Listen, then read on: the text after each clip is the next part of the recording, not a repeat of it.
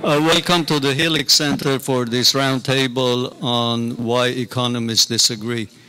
Before we start the roundtable and Rob Penzer will introduce the panelists, I have a few remarks to make. First, it's about the program tomorrow, which is the 14th. From 3 to 4:30 p.m. we have the inauguration of our poetry series, and it's called Collaborations, Jazz and Poetry. And Louis Porter, the noted jazz pianist and educator and author of the celebrated book on Coltrane, will be here along with jazz poet Sean Singer, who is winner of the Yale Series of Younger Poets Prize. Then on Friday, October 26th and Saturday, October 27th, philosopher and interdisciplinary scholar Maxine Schiess-Johnson will be moderating two roundtables. The first is from 7 to 9 on Friday evening, the 26th. It's called Life and Movement, Exploring Evolution, Coordination Dynamics, Sports, Social Interactions, Neuroscience, and Aesthetics as a way of understanding. Those who know Maxine Schiess-Johnson's work wouldn't be surprised by this description, as she's a philosopher, interdisciplinary scholar, but also used to be a dancer. But it's a way of understanding movement and life. The other participants are Professors Linda Caporel, Jesus Ilenden Agurusa, and Scott Kelso. Then on Saturday, the 27th, Rob has written here 1 to 3, but I thought it was 2:30 to 4:30 also. We'll let you know. It's, again, the subject is male-male competition, and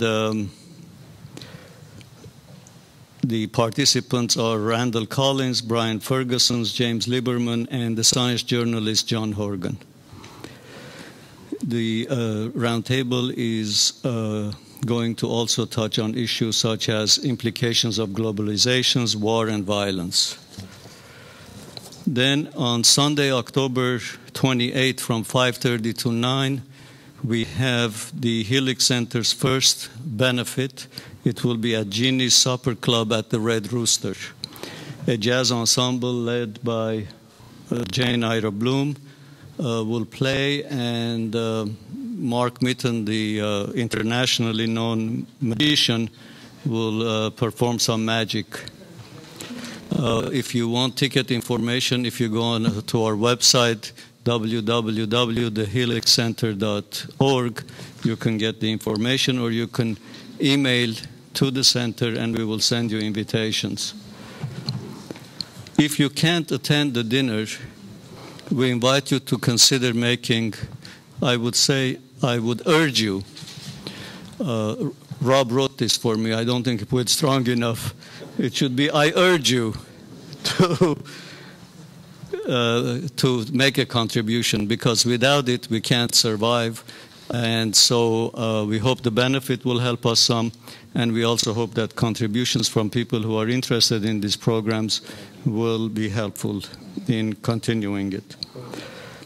Just the last comment, our programs are webcast live and they're archived, and if you sign to our website, sign up at our website, then you can participate in ongoing discussions that follow these roundtables, and we urge you to do that. So Rob will introduce the panelists and then we move on. Thank you, Ed. And thank you all for coming here on such a beautiful fall day, which guarantees that we have a very committed audience. And I think you'll be pleased with our panel of noted economists who are going to be exploring their philosophical convergences and divergences around the question, why do economists disagree? Graciela Ciechelnicki is professor of economics and mathematical statistics and a university senator at Columbia University.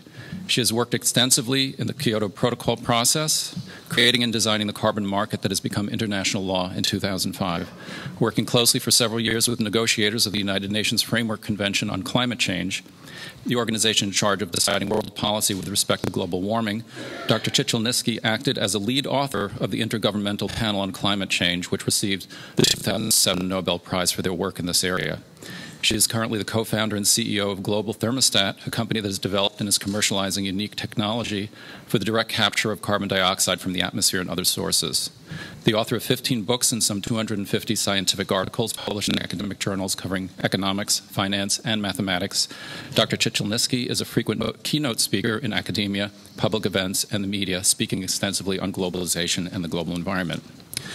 Robert H. Frank, who is our moderator today, is the Henrietta Johnson Lewis Professor of Management and Professor of Economics at Cornell's Johnson Graduate School of Management and the co-director of Paduano Seminar in Business Ethics at NYU's Stern School of Business. His Economic View column appears monthly in the New York Times. His papers have appeared in American Economic Review, Econometrica, Journal of Political Economy, and other leading professional journals. His books, which include Choosing the Right Pond, Passions Within Reason, Microeconomics and Behavior, Principles of Economics with Ben Bernanke, Luxury Fever, What Price the Moral High Ground, Falling Behind, the Economic Naturalist, and the Darwin Economy have been translated into 22 languages. The Winner-Take-All Society, co-authored with Philip Cook, received a Critics' Choice Award and was named a Notable Book of the Year by the New York Times and included in Business Week's list of the 10 best books of 1995. He is a co-recipient of the 2004 Leontief Prize for Advancing the Frontiers of Economic Thought and was awarded the Johnson School's Stephen Russell Distinguished Teaching Award in 2004. Jeffrey Myron is Senior Lecturer and Director of Undergraduate Studies in the Department of Economics at Harvard University and a Senior Fellow at the Cato Institute. Dr. Myron previously served as Department Chairman at Boston University for 6 years. He's been the recipient of an Olin Fellowship from the National Bureau of Economic Research, an Earhart Foundation Fellowship, and a Sloan Foundation Faculty Research Fellowship. Dr. Myron has published more than 25 articles in refereed journals and 50 op-eds in CNN.com, NewYorkTimes.com, Forbes.com, and other outlets. Dr. Myron's commentary on economic policy has appeared on CNN, CNBC, MSNBC, NPR, Bloomberg, and Fox Television, BBC Radio, and in dozens of other television, radio, and print media around the world. He has written extensively on the economic case against drug prohibition, and he has been a vocal critic of the Treasury bailout and the Obama administration's fiscal stimulus. Dr. Myron is also a star teacher in 4 of the past 5 years. The senior class at Harvard has chosen him as one of their favorite teachers. His most popular offering is a course titled A Libertarian Perspective on Economic and Social Policy, which has attracted more than 900 students in just 5 years. Joseph Salerno is Professor of Economics in the Finance and Graduate Economics Department in the Lubin School of Business of Pace University. He is the editor of the Quarterly Journal of Austrian Economics and the academic vice president of the Ludwig von Mises Institute. He is a research associate of the Foundations of the Market Economy and Economics Department at NYU and a policy expert for the Heritage Foundation. He is on the board of editors of Procesos des Mercado and Studia Humana. Dr. Salerno has published over 50 refereed articles and essays and is the author of the recent Money, Sound, and Unsound, and has edited or co-edited several books including Prices and Production and Other Works, F.A. Hayek on Money, the Business Cycle, and the Gold Standard, A History of Money and Banking in the United States by Murray and Rothbard, Human Action, the Scholar's Edition by Ludwig von Mises. He is co-editor of the forthcoming 5-volume collection Monetary Reform and the Bellagio Group, Selected Letters and Papers of Fritz Matschlup, am I saying his name? Matschlup, Robert Triffin, and William Fellner. He has testified before Congress on the topics of inflation and of fractional reserve banking, has been frequently interviewed on broadcast and online radio shows, including Bloomberg Radio, and has appeared on C-SPAN and Fox News, Fox Business Network, and New York Law Line Television. So without... I'm sorry? Oh, and the books, there are a number of books by our panelists that are for sale in the back, and there will be book signing as well, so we encourage you to stop there after the audience discussion. So without further ado, I turn things over to our moderator, Bob Frank. Yeah, thank you very much, Rob. It's a real treat to be able to participate in a forum like this. I've been here once before to a forum in this room, and it's not like the forums that you see on the Sunday news shows or other popular forums where people shout at each other. I think here there's an audience that's intelligent enough to tell a good argument from a bad argument, and so the speakers are under some pressure not to say things that are demonstrably false. And there are issues that are hard to reach agreement on. And I think when you're ever in a forum like this, it's good to steer clear of most of those issues. So there's no way you could have a discussion about what the right public policy posture is on issues like abortion or other things. You couldn't get agreement in a diverse group on issues like that. But I think there are many things that we quarrel about where intelligent people could listen to a discussion of the pros and cons on each side and come away with a clear sense that there was a right answer. And so it's always been my inclination in events like these to stick exclusively to the low-hanging fruit, the kinds of things where it is possible to make real headway in debate. And so I'm not going to say anything at all that any reasonable person could disagree with. My presentation today. We will see. And reasonable people will have a chance to say whether they agree with whether I've done that. And I'm going to take what I think to be the most important issue we face now and describe how it's not a difficult issue to make genuine progress on. That's the lingering economic downturn. It began in 2008 with the financial crisis, as always happens in financial crises. It takes a long time to work off overhanging debt and get the economy back spending again. We're in the midst of what remains a classic demand shortfall downturn. There's not enough spending to put everyone to work who wants to work. If you took an economics course long ago, you'll remember the famous national income identities. Y equals C plus I plus G. Y, that's national income. C, that's consumption. Consumption has been very sluggish because consumers are still paying down debt. They've made some progress, but it's still a long way to go. Many of them have remained jobless or are fearful that they'll lose their jobs. They're not going to spend us out of the downturn. Businesses, we've all read, are sitting on mountains of cash. Why aren't they investing? Some say it's because of uncertainty in the environment. Maybe that plays some role, but far more important than that is the fact that they already have facilities that are more than adequate to produce what people want to buy today at the depressed demand levels. If there were demand for more output, they would build bigger factories and hire more workers, but there's not, and so they don't. So C plus I, those two aren't going anywhere. What does that leave? As Keynes was the first to point out clearly, in a downturn like this, the solution is for G to get bigger. People will say, we tried G with the stimulus package and it didn't work, so that puts rest to that lie. Well, at the time, we were confronting the steepest downturn in employment and output that we'd seen even through the early months of the Great Depression. Output and employment were falling faster during this financial crisis. The demand shortfall was something like $2 trillion per year. It was met by a stimulus program whose total outlays were slated to be $787 billion, about one-third or so the demand shortfall. And that was a $2 trillion a year shortfall, and the stimulus was spread out over 3 years. It wasn't an ideally constructed stimulus package, as the people who are skeptical about government will give us reason to remember. Anytime you send the legislative body into a room to make a bill, all sorts of bad things happen along with whatever good things might happen in the process. So the stimulus wasn't up to the task, but studies of it have shown it did some good. What should we do now? I say stop arguing about whether stimulus makes sense. That's an abstract argument that can play out in the economics journals. I think it will be resolved in favor of the stimulus approach. But in the meantime, I'm going to make a proposal that I made in a debate I had with P.J. O'Rourke last fall. He and I met at the Cornell Club to discuss what should we do about the ailing economy. He wasn't inclined at the outset to agree with anything I might say on that subject, but at the end of the session, we went and did a radio interview together and pushed a common set of proposals, which we then elaborated in an op-ed we published a month later. So let me just say what the solution is that I think every reasonable person ought to be able to embrace. And that is, we've got the American Society of Civil Engineers report card on America sitting in front of us. They've identified $2 trillion worth of desperately overdue maintenance projects in the national infrastructure sphere. Now, you could say they're engineers, they're just trying to drum up business for themselves. A fair point.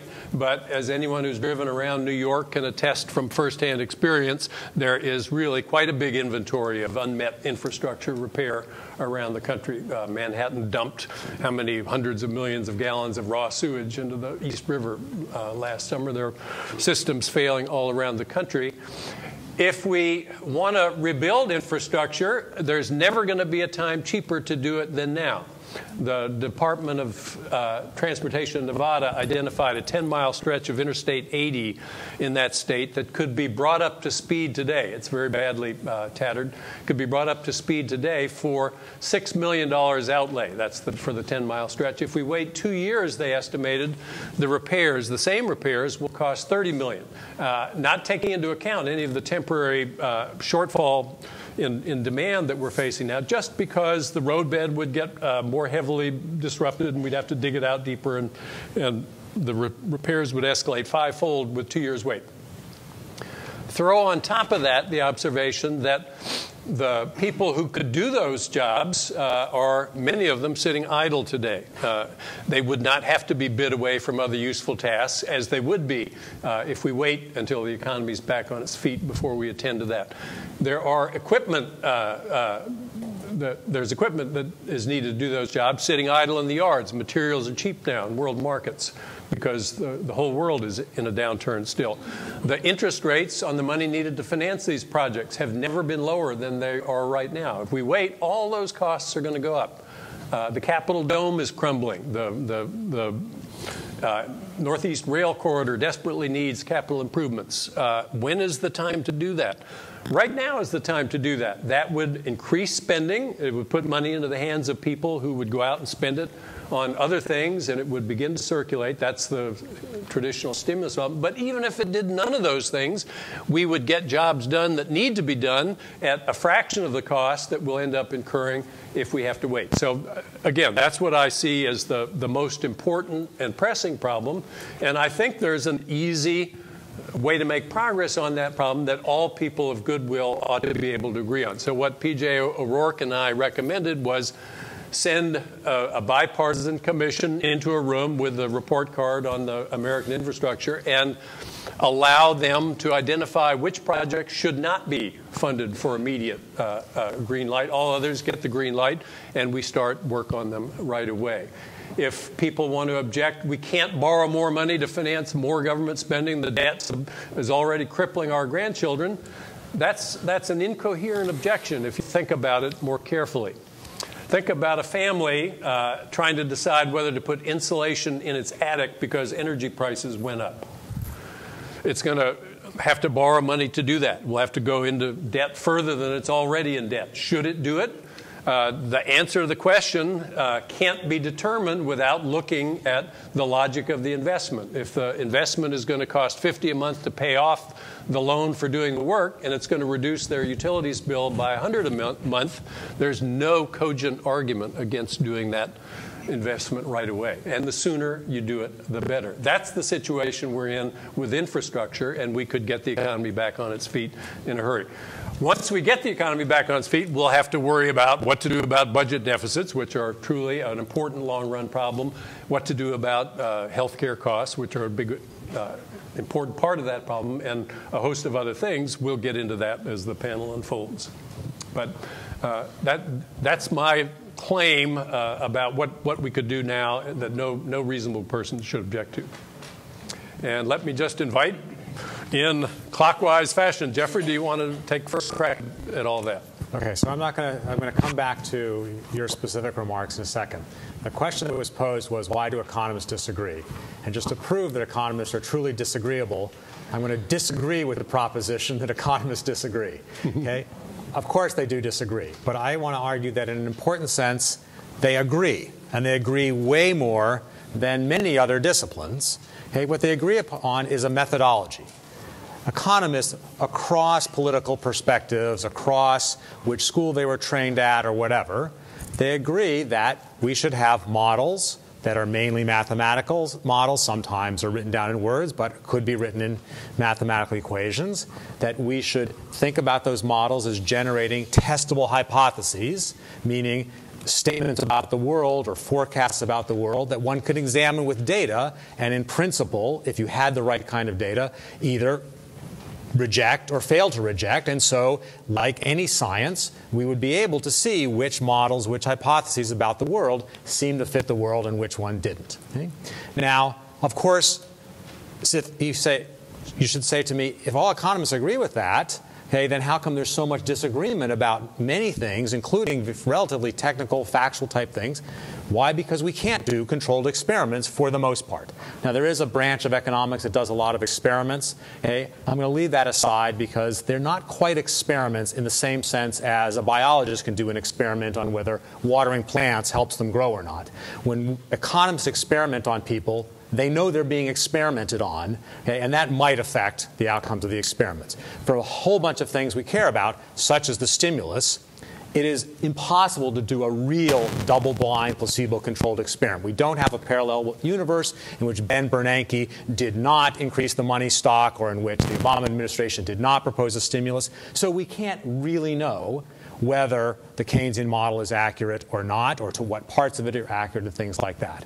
Can historical information help in historical episodes are always, almost always, frequently contaminated by the fact that there are many things going on, some of which we can't control for, and we don't always know which came first, the treatment or the response, or the anticipation of the treatment, and then the observed response. So in Professor Frank's example, okay, one issue that comes up is how people are responding to the fiscal cliff and how are people responding to the debt and things, the stimulus. If people knew it was coming, okay, they might have changed their behavior before it went into effect. That makes it harder to draw inferences from the data. So what we generally try to use is these historical sort of quasi-experiments, but they're highly, highly imperfect. It's really hard to disentangle the cause from the effect.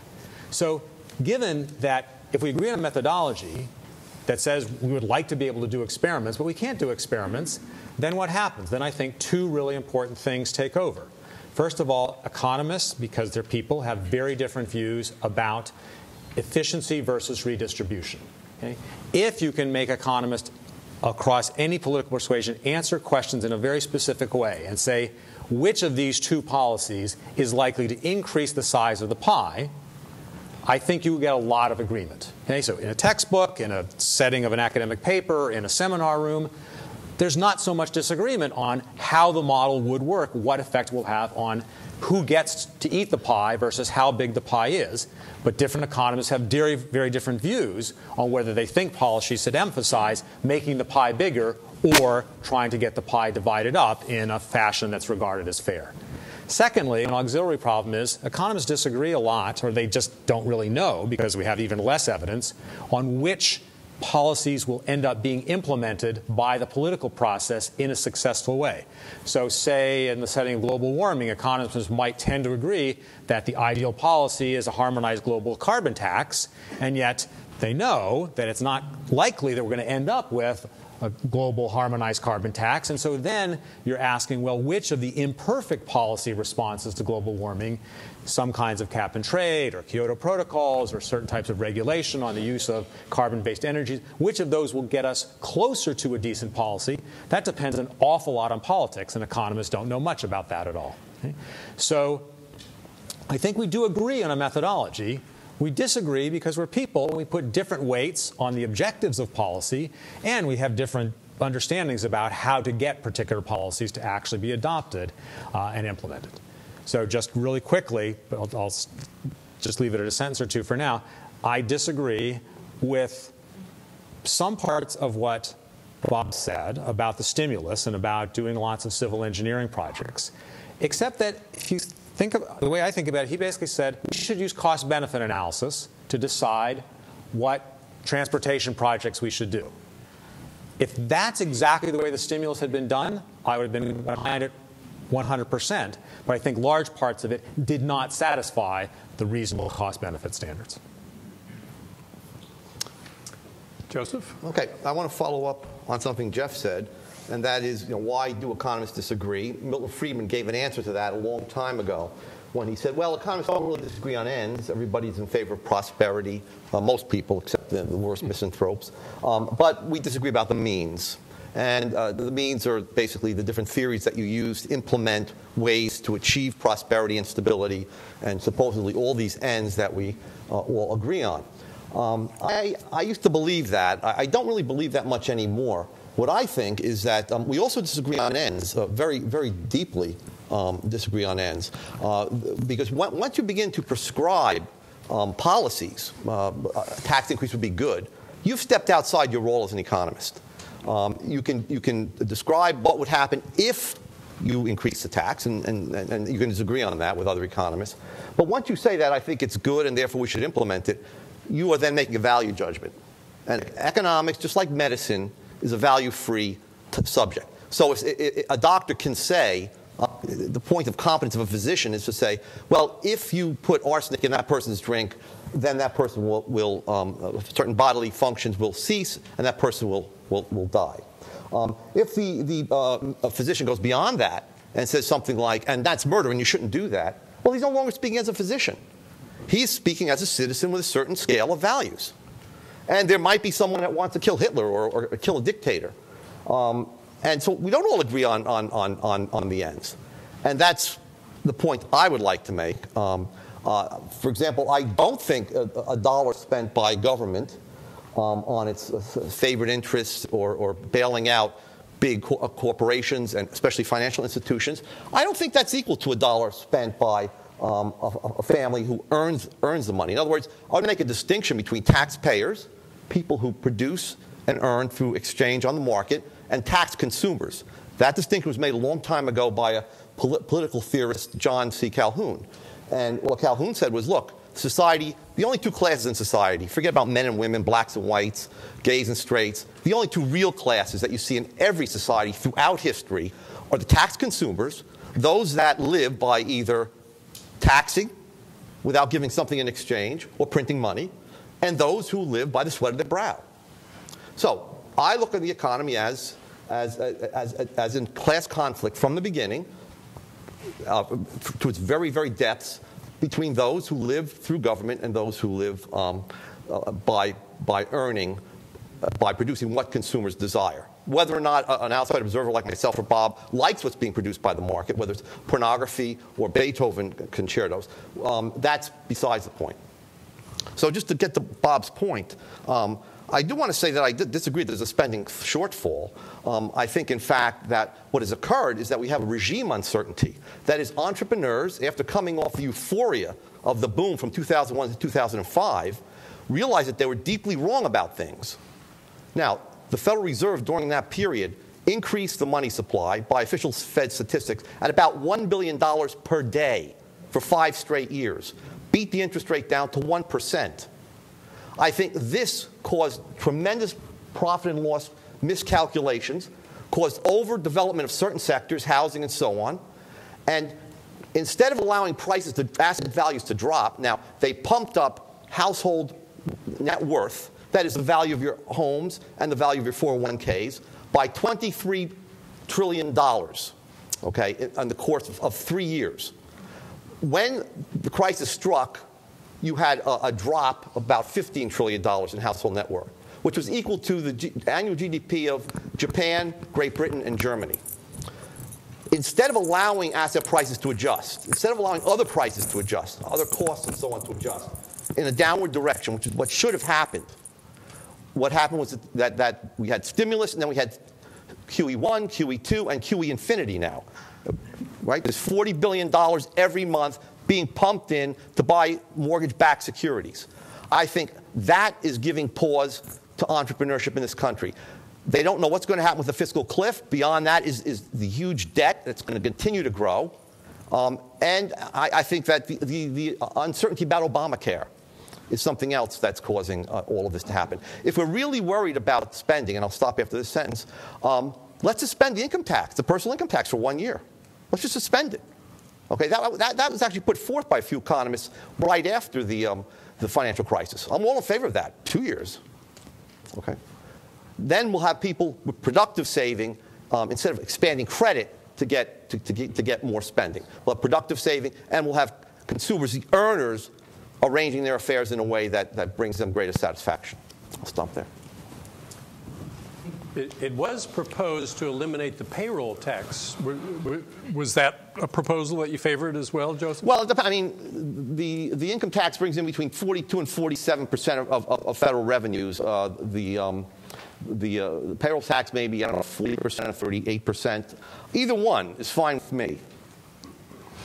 Yeah, that was proposed and defeated in Congress. Yeah. Graciela, did you have an axe to grind in any of this, or feel free, obviously, to go off in your own direction? Well,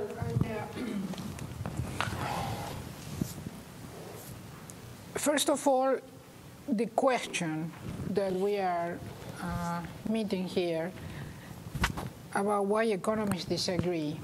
Excuse me, we can't hear you. So maybe you can. There is one. Can you increase the? Hello? Yeah, just go ahead. Continue. You're fine. They'll turn you up. They'll turn you up. You just continue. Okay. So can you hear me now? No. Not enough. Just keep talking. How about They'll now? adjust it. Keep talking. Okay. Can you hear me now? Yes. Okay. Yes? The lady there. Yes. Good. Thank you. So the question that we're here to address, first of all, why do economists disagree? And here I have to agree with Jeff that, in fact, we agree too much. Let me explain what I mean. The human being has several nervous systems, at least three. We have the central nervous system, we have the brain, we have the gut, which is a sympathetic nervous system. They don't agree with each other. As a matter of fact, when your gut wants to eat, but your brain wants to lose weight. Has anybody faced that phenomenon? All the time, right? So we are a composite. As a matter of fact, 95% of the DNA of a human body is microbial DNA. It's not even human. So it would be seriously surprising that people that have so different nervous systems, which are the reactions that we have to the environment and how we want to act and make decisions, would agree. Because I don't think we can agree with ourselves, number one. And there is a good reason for that.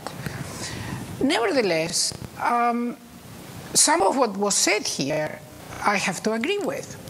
And some I have to disagree with. But I want to take a slightly different perspective. I do understand the importance of focusing on the crisis and getting out of it. I do understand that there are many people unemployed, and most families I know are in trouble one way or the other. I understand this is a very painful situation for the majority of people in the nation, and therefore I don't want to skirt that issue. But I have to agree here with Joseph that I didn't do anything there. Sorry. No, I know. It's just. I had to agree with Joseph that the proposal, in fact, I made to the Obama administration in 2008, which is partly being implemented now, really goes back to an artificially inflated market, and we have to allow somehow those prices to adjust. And if we just did that in the right way, and there are right ways of doing it, we can get to a balanced situation without so much pain. And here is where I probably will disagree with Joseph, in that everybody has to pitch in, and not just the homeowners. And this includes the banks. And the banks have been part of the problem, not the only part of the problem, but a significant part of the problem. And as far as I can see, we didn't get around to correct the situation with the financial and the banking system the way most people would like to see. And there is no reason why the unemployed people and the taxpayers should pay for that enormous bubble that was created by the financial institutions and that created so much suffering that has to be resolved. And one of the reasons there is such a lingering of this current crisis in terms of depressed demand is because we haven't dealt with that problem. And there are ways to do it, and renegotiation properly done, and affecting everybody, not just the homeowners, and including the banks. Yes, sir, including the banks. A sacred cow that shouldn't be a sacred cow. It's an institution like anything else. We created it. And in fact, they are under revision. So for all of these reasons, I partly agree with Jeff, I partly agree with Joseph, I partly agree with Bob. But I have to say, all of this, in a way, is the topic that was chosen by Bob. Very important topic. He wants us to focus how to get out of the recession. We all need to know that. But I want to be a little bit more demanding. Where is the rationale of an economy where the way out of the recession and the situation in which there is so much suffering? Let me put the emphasis on suffering. I am shocked about the amount of unemployment in the United States right now. I'm shocked about the amount of suffering. It's unnecessary, and it's cruel. It's cruel, and it's going to be felt for generations, and we ought to be doing something about that right now.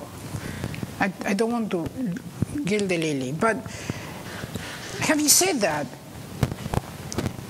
the situation now should not be one where we resolve the issue by inflating consumption. And that was the first C in the equation that Bob was telling us. I'm not criticizing Bob. He's right. That's the equation we learned, where the economy output has 75% or two-thirds, whatever, is consumption. I got it, okay? But I think everybody around here realizes that an economy that can only resolve its problems and stop suffering by inflating consumption, when we are the highest consuming nation in the world, something is wrong there. Okay, so without going into much detail, we are in a moment of change. We're changing values. We have to face that change. Getting out of this depression, this recession and depression, and the future ones, and the volatility that will continue to come, should not be about increasing consumption. We need to fundamentally restructure our thinking about the economy. I call this the green Eisenhower moment. And here I agree with Bob. Eisenhower would know so well what to do in this situation. Think about it. He created the network of roads in the 50s. He created the waterways in California. He even put the first satellites on and created, in a way, the telecommunication system, which is fundamental for globalization. Eisenhower would know what to do about this. And nobody will be sitting here criticizing Eisenhower because of government action, as far as I know. So this is the Eisenhower moment, but I want to say it must be green Eisenhower. And here I go into Oscar Wilde. You will excuse me. Oscar Wilde said, not the only one, that an economist, like all of us, are people who know the price of everything and the value of nothing. Yeah, I suspect we're going to end up agreeing on quite a lot amongst this panel, and that's not a bad thing, even if people are disappointed that they didn't see more fireworks. But the value of nothing means that we start to change our values. We are changing our values. And here I wanted to add something that Jeff mentioned. The carbon market that he mentioned, of the Kyoto Protocol, in which I did a writing, which I designed, is really about changing values, global values, because that's what market prices represent. They represent our values gone out of whack right now. And we're trying to change values and in creating these new markets. And by the way, here I disagree. The new values don't pit equity and efficiency against each other. We are no longer in the zero-sum economy because the foundation of this economy now, and this change that is coming, is a public good, is knowledge. And knowledge can be shared without losing it. So right then and there, believe it or not, we are no longer in the zero-sum economy. So we can take advantage of what's coming. We can do this change of value, and we can incorporate all these changes, and we have to do it because I think particularly the young people, and there is a few here, but not that many, I think the young people feel, and they're right, we screwed up the world economy for them. And another way of saying is, I'm just looking at this single young person I see there. Look, guy, let me just tell you, either you do it, nobody else is going to do it except the young people. I tell that to my students at Columbia. We got to change the way we're going around the economy, which is what Oscar Wilde was talking about. And the young will have to do it because it's true that we screwed it up. So, in that direction.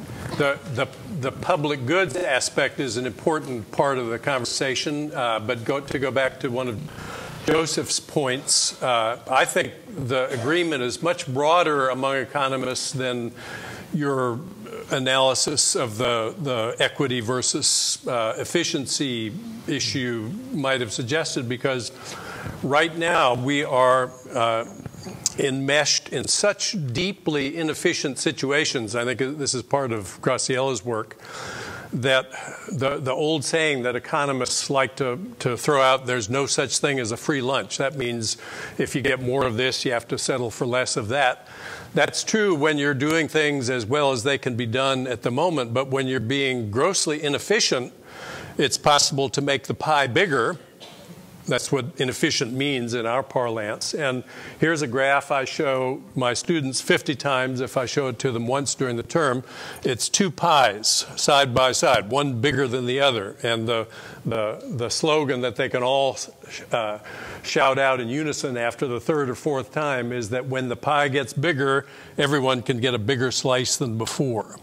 And so when you're moving from inefficient to efficient, it's just a failure of wit not to be able to come up with a scheme for dividing up the new larger pie in such a way that everybody sees advantage in making that move. So that doesn't sound like a recipe for controversy. If you can actually talk about policies that would make the pie bigger, and I think your carbon tax is people's exhibit. Carbon market, not that. Carbon market. Tax goes to okay, government. you can educate the rest of us about why a carbon market and a carbon tax are two different things. But getting people to take the right price on activities that discharge carbon into the air is a very important part of doing things efficiently. We're not doing that now, and if we do that, then that's not going to make the economy have to scramble for more resources. It's going to save resources. And if you have a bigger pie than before, you ought to be able to sell that to the electorate because there's a way to divide up a bigger pie that makes everybody happier. And so I think there we could get into arguments. I mean, once we have a fixed pie and we have to decide who gets what share of it, there's obvious room for argument. But while we have room to expand the pie, there ought to be low-hanging fruit for agreement. And what is the pie made of? The pie is the economist's metaphor for the total value of everything we care about. It's got to be, we have to stress that it's a very inclusive measure. It's got to include the nuisance value of noise, the risks to life and safety, the concerns you have about everything that might matter to you. So that's the pie. And if people are making decisions, ignoring costs that they impose on others, one simple example, I can get on a congested roadway for free in most parts of the country. When I do that, I make everybody who's on that roadway take longer to get where she's trying to get to. I impose a big cost. It might be worth $1 extra to me to go at that time on that roadway. The cumulative nuisance to everybody else having to wait longer to get where they're going might be tens of thousands of dollars. So my case for being able to get on that roadway for free is a non-starter. I have no right to assert in that situation unless you think I have a right to harm others willy-nilly without compensation. That's a strange political system if you think people would bargain freely for a system that gave you that right. So there are all sorts of things we do now that cause harm to others that we don't take into account. And if you want to think about long-run budget solvency, nobody who's looked at the numbers thinks we can get there by cutting out wasteful government spending. There is wasteful government spending, but when we try to cut government spending, we cut what we can. Every program has its defenders. We cut the ones whose defenders scream least loudly. What did Bush cut? Bush cut the Energy Department's program for rounding up poorly guarded nuclear materials in the former Soviet Union. These are materials that are in poorly fortified centers guarded by soldiers who aren't paid regularly, who drink too much. Terrorists want these materials. We shouldn't cut the budget for that program. We should increase it, but we cut it. We cut the National Science Foundation's budget for scientific research, the backbone of our competitive advantage historically. So cutting government spending, yeah, if you find wasteful government spending that you can get legislators to agree to cut, well and good. But everybody who's really looked at the numbers thinks we need additional revenue, especially when you look at the tens of millions of retirements that are coming in the next years. And so that means you got to figure out where to get the extra revenue. And I think a good place to focus attention in that discussion is on things that we do too much of to begin with. A tax has two effects. It raises revenue, but it also discourages the thing you tax. And if there are things we do now that cause harm to others that we're not taxing, voila, that's a possibility for killing two birds with one stone. No killing birds. All right, give me your metaphor of choice. We can solve two important problems at once if we shift our focus in that way. So let's just. This is a loosely organized panel.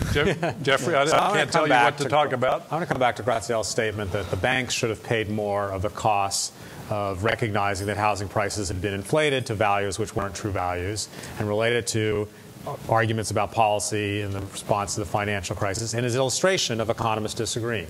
So lots and lots of people were very upset that there were bailouts, that banks were helped out, because banks seem to have been sort of very, very importantly involved in the fact that housing prices got excessive, that too much mortgage lending was extended, and so on. So one view was, well, these banks did silly things. They're about to lose a lot of money.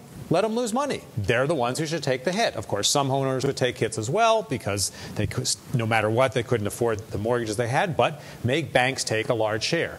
Now, that's not what happened for the most part in D.C. For the most part, the federal government, the Treasury, in combination with the Fed, and Ben Bernanke in particular, basically pushed really hard for the banks to take money.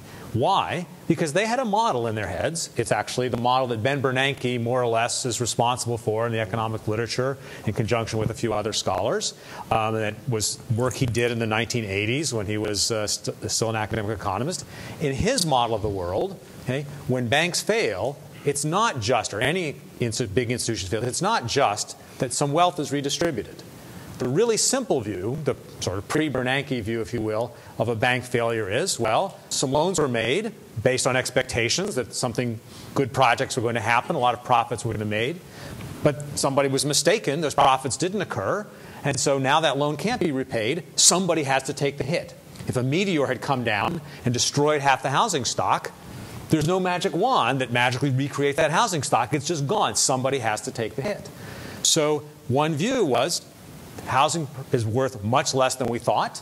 Somebody has to eat that. Maybe it's the homeowners, maybe it's the banks, but somebody has to take it. And to say that the banks were insulated was a kind of redistribution, was a statement about who bears the cost that clearly lots of people, from many economists to Occupy Wall Street, found really unappealing. So why did Ben Bernanke and Paulson and a Republican administration, after all, which gave us TARP, defend the notion that we had to protect all these banks, that we didn't want to let them just fail, and whatever bank survived, survived? Their claim was, based on Bernanke's model, that there's an externality, that there's an inefficiency when banks fail, that when one big bank, especially when very big banks fail, it affects the whole lending process. It affects the intermediation between good borrowing projects, between good borrowers and banks, and it would have made the recession much worse than it already was going to be by virtue of the fact that clearly a lot of housing wasn't worth as much as we thought. So if you believed Ben's model, his story, that there was this negative spillover, this negative externality, inefficiency from letting big banks fail, well, then you could convince yourself that it was actually in everybody's interest, once you understood what was really happening, to protect the big banks. Now, if he were right, I think almost every economist would sign on. Lots of economists did sign on and agreed with that. But there was a vocal minority. For example, there was a letter in Wall Street Journal or New York Times signed by 166 economists, of whom I was one, saying, no, we shouldn't be bailing out these banks. We should let them go bankrupt. Okay? Bankruptcy is the better approach. Now, there's lots of variations on bankruptcy, but for the moment, just think that it meant letting them fail. So how do we resolve that? Okay? You'd like to resolve it by having observed a parallel universe in which there was a different Ben Bernanke who had let the banks fail, and then we could see what happened. As Ed suggested a few minutes ago, well, we can't obviously do that, but maybe we can look to historical examples. There are not a ton of historical examples that one can point to. I've asked a bunch of my friends, my colleagues who are economists, what's the evidence that letting really big... Comparing this to Argentina some years ago in terms of what happened to Argentina, isn't that historical evidence? It's historical evidence, but it's contaminated by a lot of things. Most of the places where a lot of big banks have gotten in trouble have been places where a lot of bad things were already happening. How do you figure out how much of what happened after those big banks failed was going to happen anyway because a bunch of bad things were already in process, and how much was actually caused or exacerbated by the fact that those banks failed? So every single one of my friends pointed to the same academic study as proof that bank failures, cause these big externalities. It happens to be a paper written by Ben Bernanke. It was published in the American Economic Review in 1983, and it's about the Great Depression. Now, first of all, it wasn't about big banks. It was about small banks. The distribution of bank sizes was very different. So at a minimum, it's not entirely on point because it was a somewhat different experiment. But secondly, the paper turns out to be not very robust. It turns out the results are fragile. And it's one piece of evidence in a non-experimental setting. So there's room for economists to disagree. And I don't want to necessarily, I have taken sides, but that's not my purpose here. My point is, we disagree because we can't do experiments. We can't figure out things where everyone would agree. If we could have that parallel universe, run the experiment, then we would all, based on this common methodology, have common policy recommendations. Can I respond? Sure. Bob brought up the point about the political feasibility of cutting spending. But I think that there is room, even politically, to cut spending. The U.S. is a big welfare warfare state. There's a lot of spending on welfare, mainly corporate welfare, by the way, and a lot of spending on warfare. Again, it goes into the pockets of the big corporations. What I want to suggest is that cutting the defense budget is a beautiful thing. Right now, the U.S. spends about $750 billion to $1 trillion per year, depending on off-budget items. That's about 5 to 7% of our GDP. We spend 43% of world military spending. The U.S. spends that much. We spend 8 times more than China, next biggest military spending. 14 times more than Russia. We spend 53% more than the other top 10 military spenders. 53% more than all other 9 combined, including Germany and Great Britain and France and so on. We spend $106 billion on intelligence. We have 9,600 warheads. China has 300. It's estimated that with 1,000, you can kill everybody instantly. With 300, you can kill a lot of people instantly, and then pretty much the rest of the world through disease and so on. To make a long story short, there's a big area to cut, and that is to stop the wars in Afghanistan and Iran, which have cost us over $1.3 trillion, or $1.5 trillion, depending on who you believe. Stop the war spending. Close the military bases. We have, I wrote down a figure last night, we have 700 to 900, depending on who you believe, military bases in 130 countries. Close them all down. China has 0. Russia has 3 or 4 in foreign countries. Close them all down. You can cut the defense budget in half. Now there's billions there. So you can satisfy the Democrats by cutting warfare, or at least the left Democrats. Most Democrats want to cut warfare a little bit and increase welfare. That's what we saw with Obama. The Republicans want to increase warfare spending and cut welfare spending. Well, once you've done that, and that's what Reagan should have done in the early 80s when he had the chance, say we were in a deep crisis, we're going to cut across the board. Then, and this Bob will disagree with, I'm sure, you can zero out some of the so-called welfare agencies. The Agricultural Department, which is just a big subsidy to agribusiness, you can zero that out, get rid of that. Get rid of the Commerce Department, which basically is a marketing program for big firms overseas to increase their exports. You can get rid of the Department of Education, which we did not have for most of American history, and so on. So you can cut on both sides. And you can get a coalition of both groups to support that by saying, look, we have a tremendous crisis here. And by the way, those resources would then be infused back into the private economy to be used productively.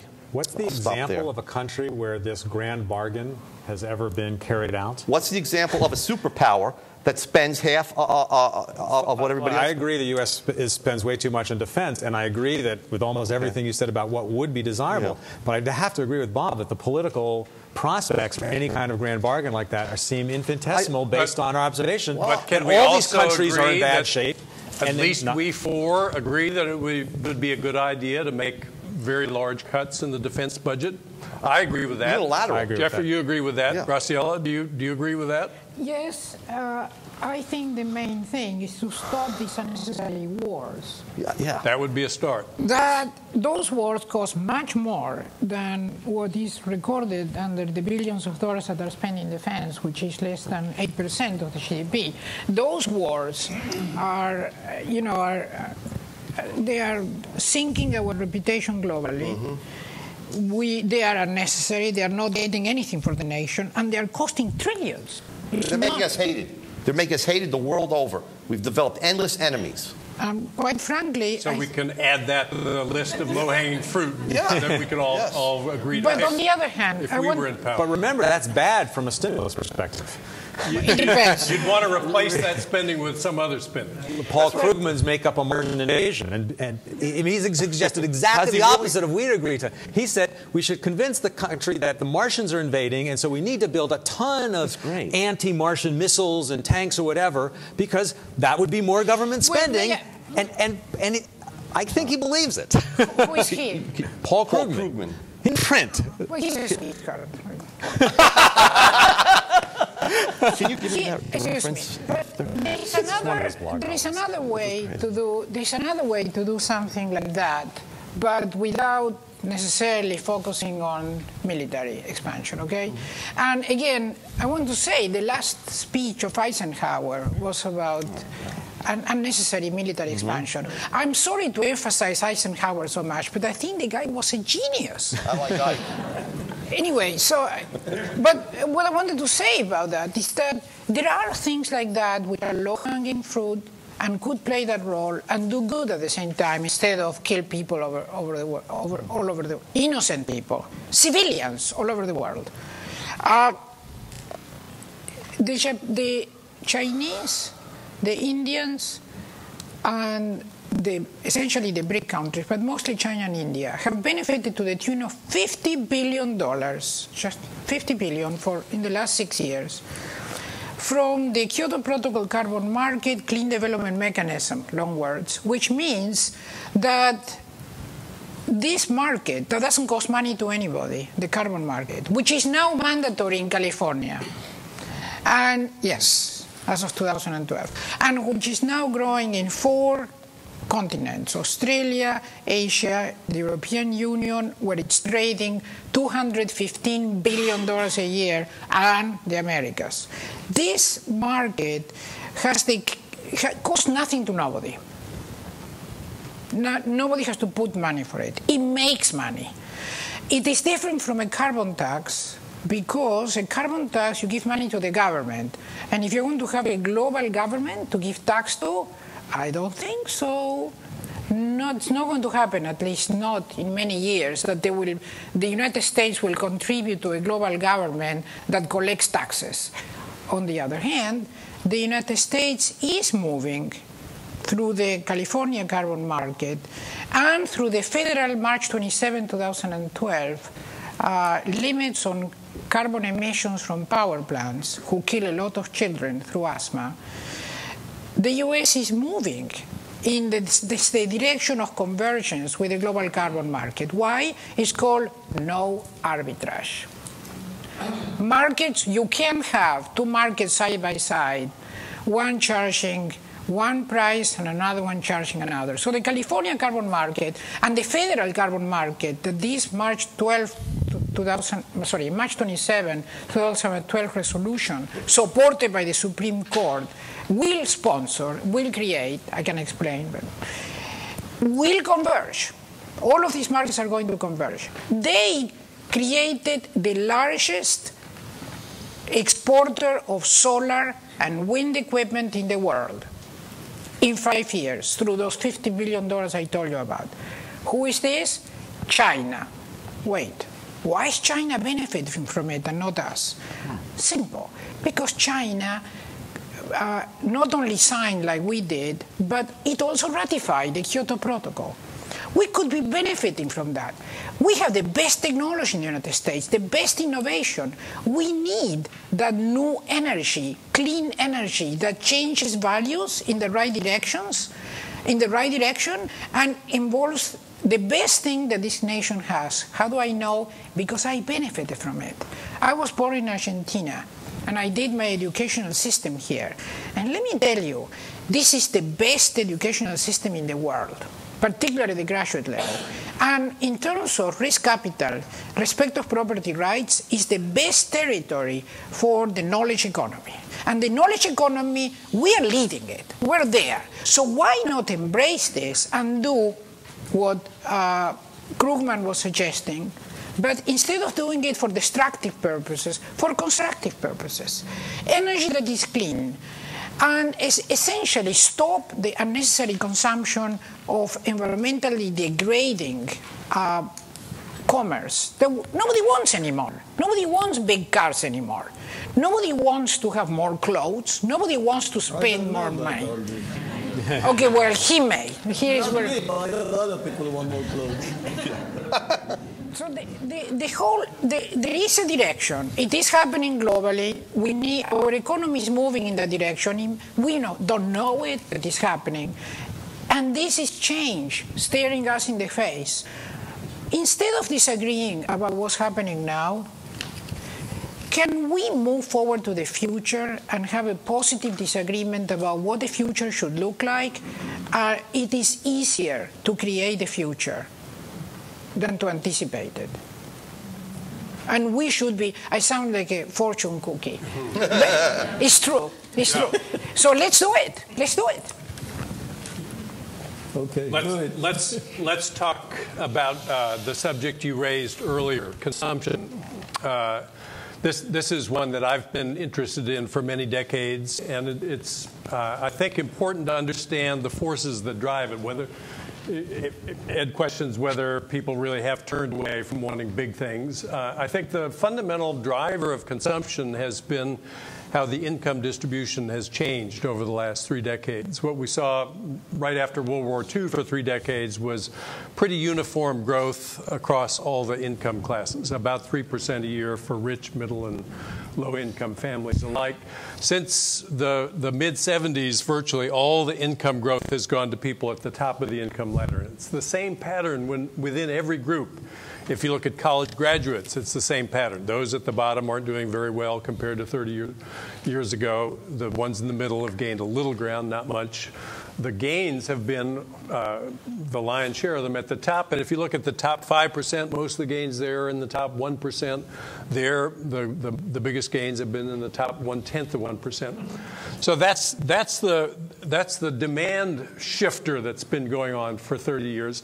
What's happened is that the people who've gotten a lot more money are spending more money. That's totally the expected response from people in every income group. You get more money, you build bigger, you buy more expensive. And what's equally clear is that people in the middle don't seem offended by that. They want to see pictures of the yachts and the mansions. They're not shaking their fists in anger. They kind of think they'll be rich someday, or their kids will be. Let's see what's in store for us. So there's not any case to be made that the public is made indirectly less happy by the spectacle of the rich buying fancy things. But here's what has happened. The rich spend more on their daughter's wedding. They spend $2 million, $3 million. That means the people who are just below the top rung have a new standard. They want their daughter's wedding to seem special too, but special is a relative concept, so they spend a little more. Now it's cascaded all the way down the income ladder. The average American wedding cost $30,000 in real dollars. In 1980, it was $11,000. And no one, I don't think anybody on this panel would be willing to say with a straight face that couples are happier now because their weddings cost 3 times as much. It's just that the standards have shifted. Why have they shifted? Because spending at the top went up dramatically, and then there's this sort of indirect cascade that ripples throughout the economy. And talking about waste, much of that extra spending has been pure wheel spinning. Is a CEO happier with a bigger mansion? Why does he need one? It's because other CEOs have a bigger one. If he didn't, then his company would appear to be in jeopardy, and he couldn't entertain in the style that was expected. And so if we could just figure out some way to steer the dollars that are going into more expensive coming-of-age parties, bigger mansions, and are then cascading down, putting a bigger burden on people in the middle. The median new house in 2007, the height of the housing bubble, 2,300 square feet. In 1980, it was 1,600 square feet. Why is the median house bigger? Because of this cascade. The people in the middle aren't earning more. That's not why they're building bigger. And if they didn't spend in line with what their peers were spending, their kids would be the ones that went to the schools with the metal detectors out front. You know, if you don't keep pace with spending standards for your community, your kids don't go to even schools of average quality. So that, I think, is probably the biggest source of found money to address more important problems, is to figure out how to steer money that's now going into that.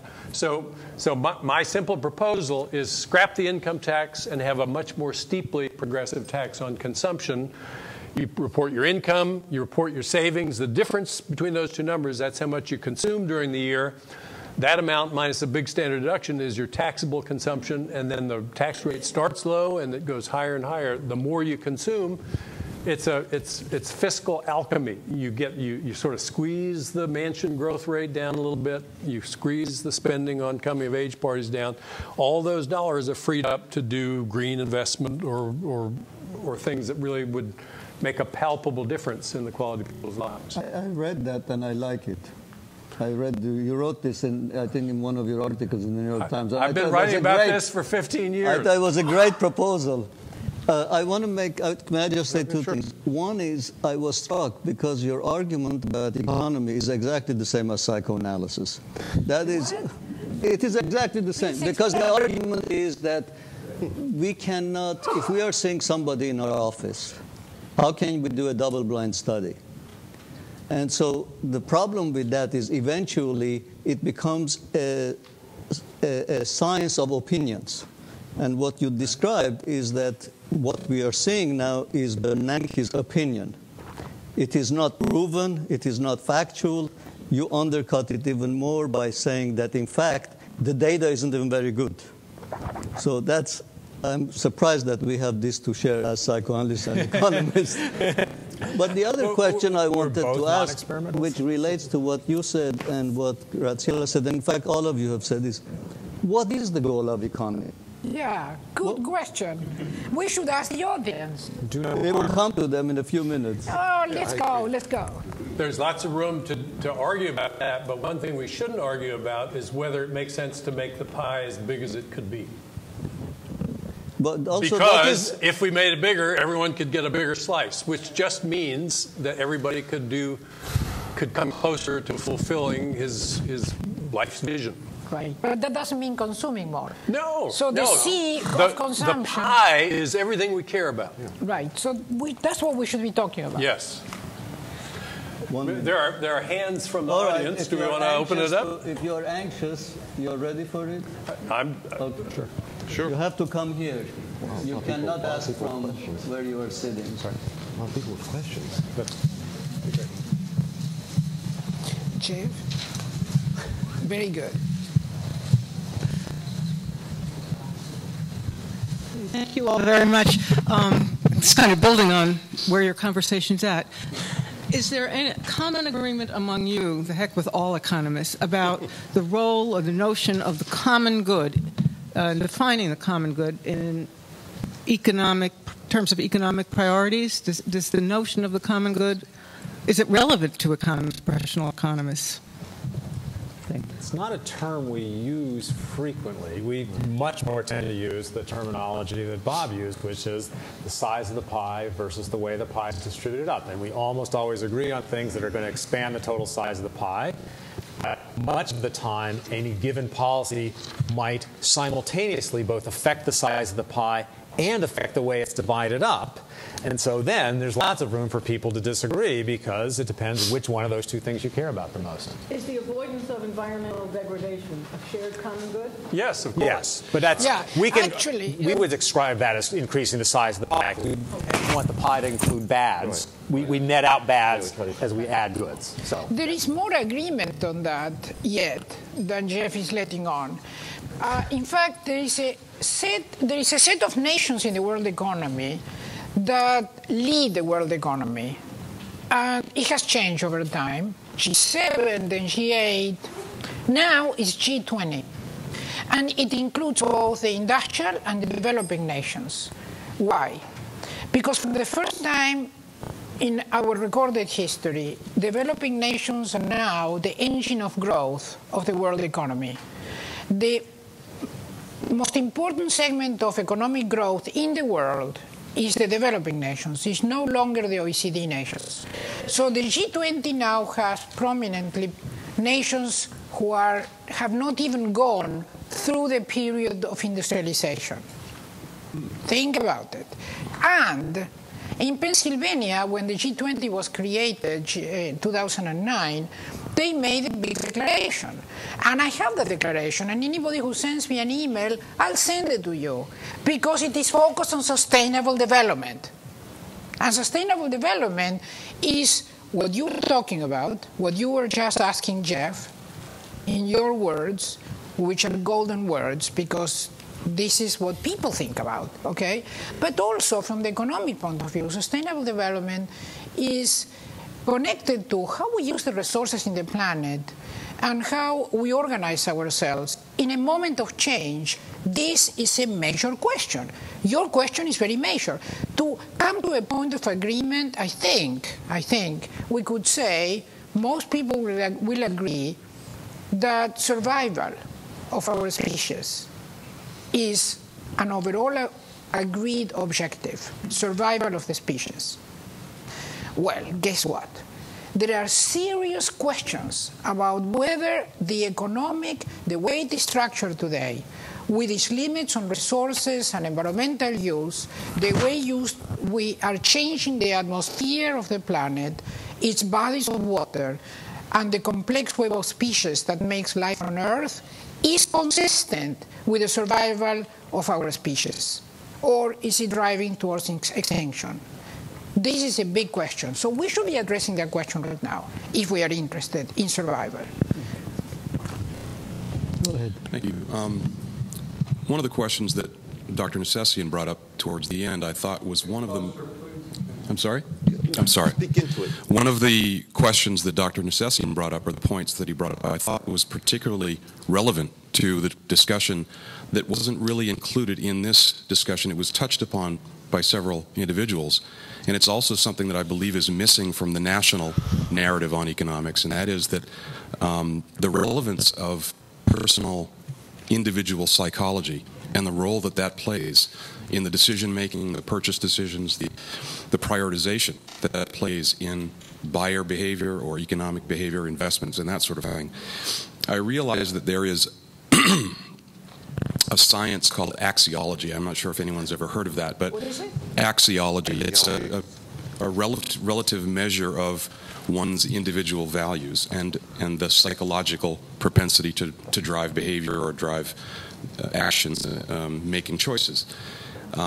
If that, I guess my general question to the panel would be, if there were a way to somehow evaluate that, if there were a way to somehow measure that as a backdrop, the economic policy and theory, would that change? Would that be able to impact or change your perspectives as economists, and would that change the impact of economic decisions that are made?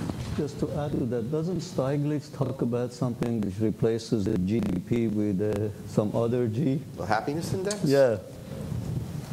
There have been systematic attempts to bring in non-market aspects of behavior that we assign value to and somehow factor them into a measure of how well we're doing. Yes. GDP clearly leaves out a bunch of things we care about. There is another way of looking exactly the same thing that Bob is saying, which is that by introducing new systems of property rights and the new markets that go along with trading them, like the carbon market, but also markets for biodiversity, markets for sulfur dioxide emissions that exist in the Chicago Board of Trade, markets for water, etc., we create the values that will change the GDP.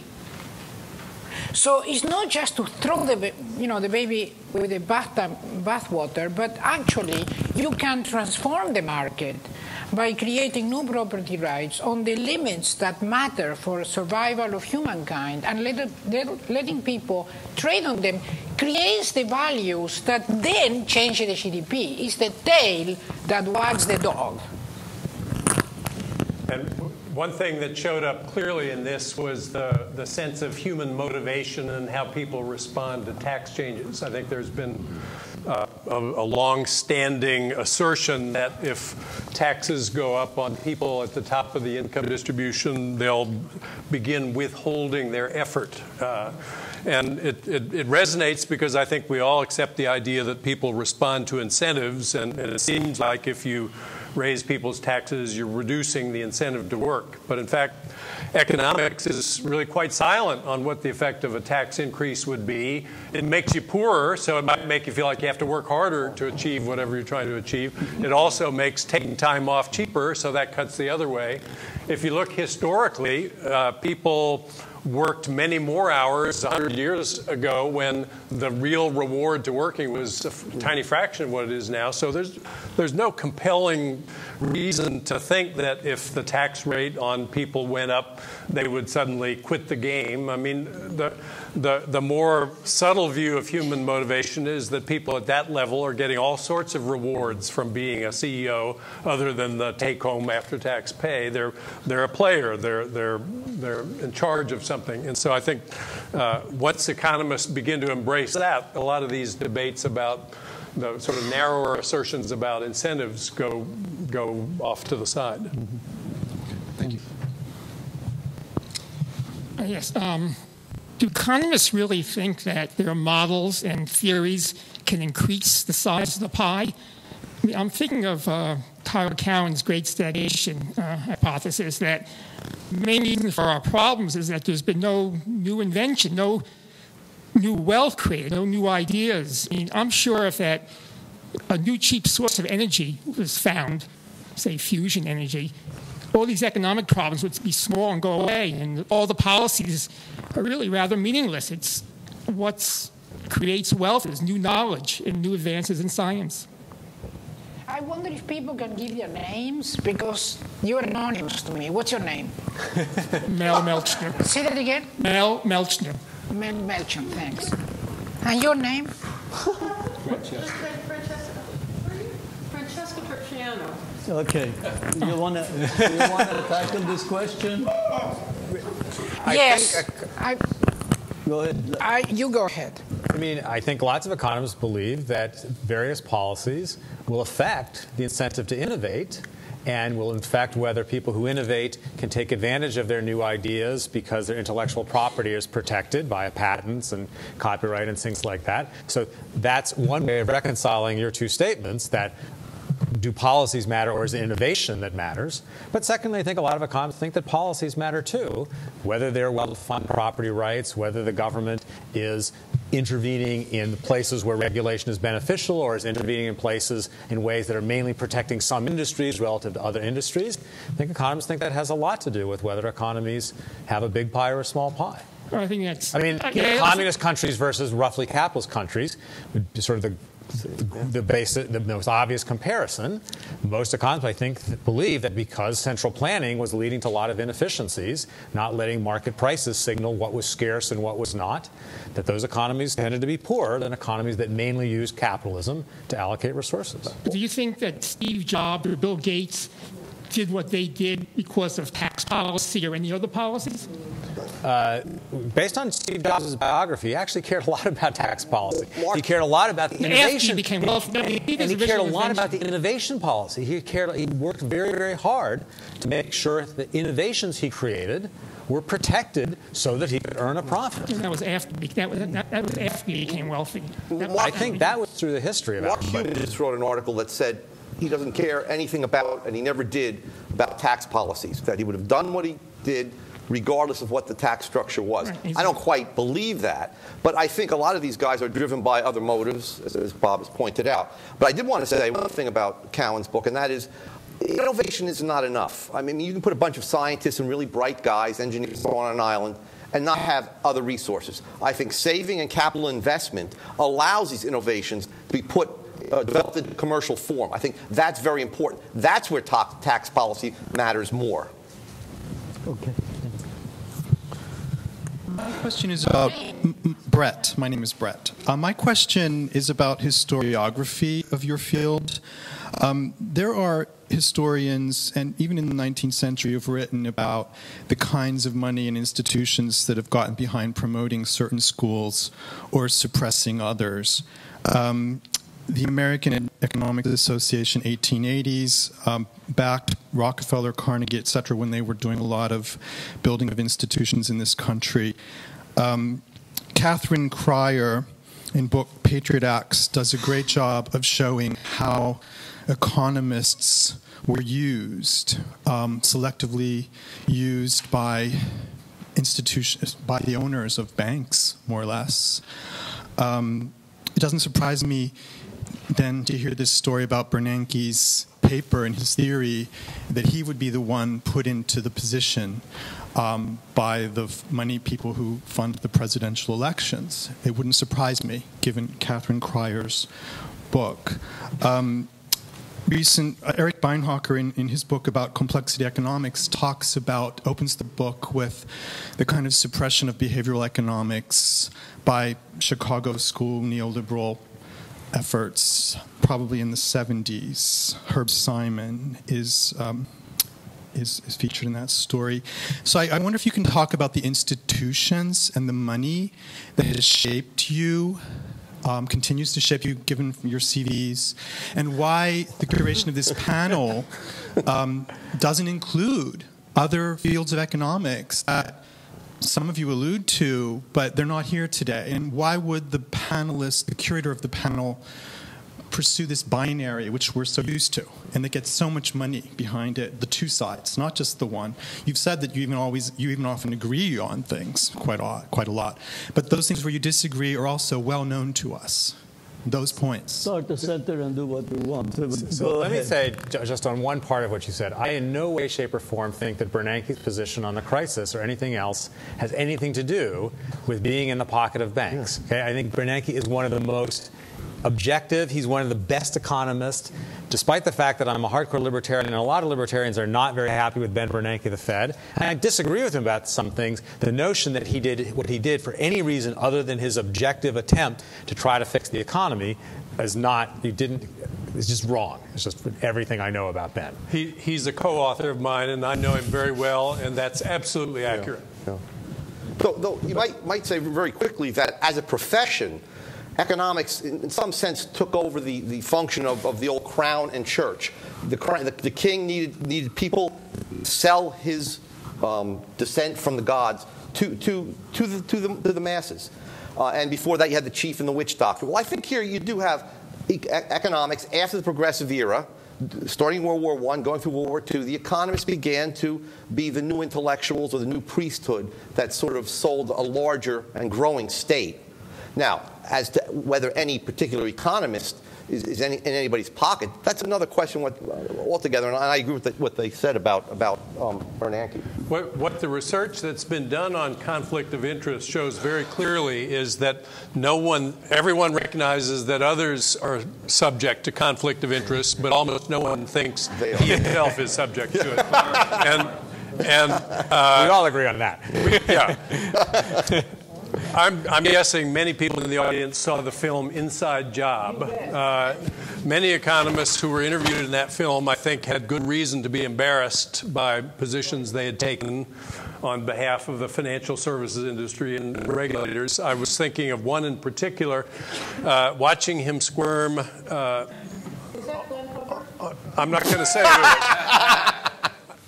He had been hired by Iceland to do a review of their financial regulatory system. And I'm not in the finance field, but it was so easy to imagine that if I had been an accomplished finance scholar and had been approached by the government of Iceland and somebody told me what a brilliant scholar I was and why it was really worth $300,000 or whatever the fee was to do a review of their regulatory system, how I could have allowed myself to believe that I was uniquely positioned to give an objective evaluation of it, and how easy it would have been, knowing that they had paid me that much and they've been really nice to me and might hire me to do something again in the future, not to want to say anything horribly nasty about them.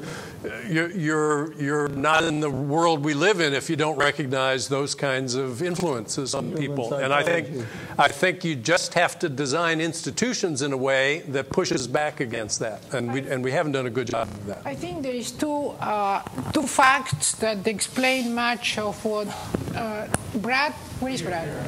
Yeah, what Brad was asking about.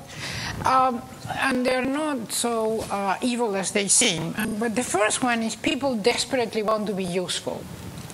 And this is misvalued generally, but it is really the only source of happiness I know, when people feel they're really useful. And the second fact is the way that the brain operates has nothing to do with my observation, but has to do with neurobiology. The brain constructs structures, frameworks to think, and is extremely reluctant, for good reasons, to move off the frameworks. And the reason is that we have very limited capability, so we screen all the information that we get by having frameworks. For example, you walk into a tennis court, you don't think from scratch what you are going to do with the ball. You walk into the tennis court and you go into framework. Okay, this is a tennis court. And then you automatically play. And you can actually talk about what the players say. They do play automatically, unconsciously, and talking about psychoanalysis. But there is one more thing that was discovered recently, which I find is fascinating, which is that the cortex acknowledges a decision of what it's going to be doing, watch this, after the decision has been made.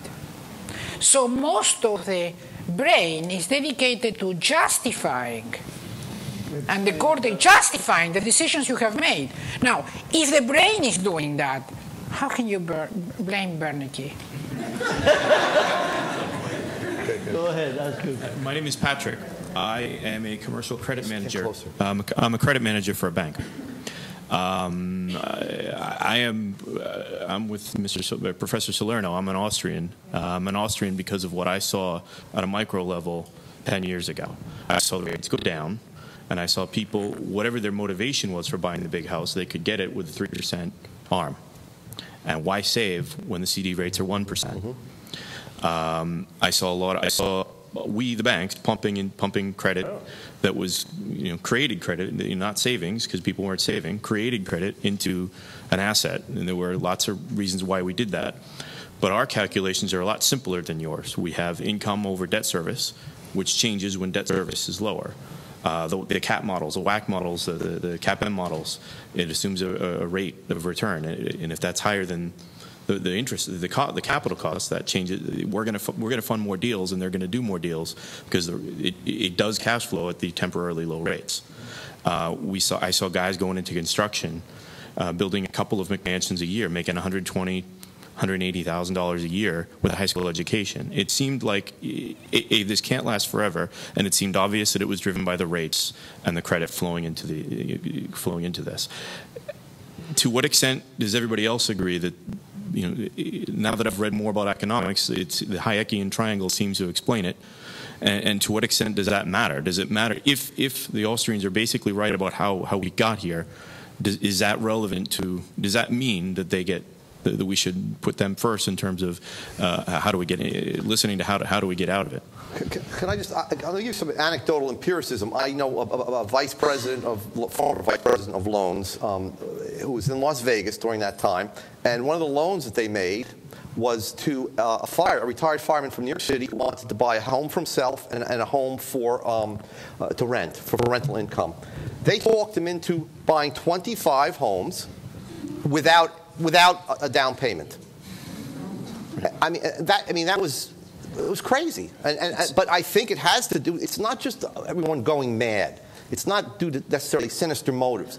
It's due to the fact that we had a tremendous falsification of monetary calculation throughout the interest rate structure, and that's what Hayek, the Nobel Prize winner, has emphasized with this Hayekian triangle. I mean, that's just one sort of a model of it, but I think that's a key. I don't think it was just a sudden onset of greed. No, but a much more important dimension of that whole dynamic was the lifting of effective constraints on leveraging up. Exactly. The banks in most countries are permitted from loaning out more money than a certain multiple of what they have in assets.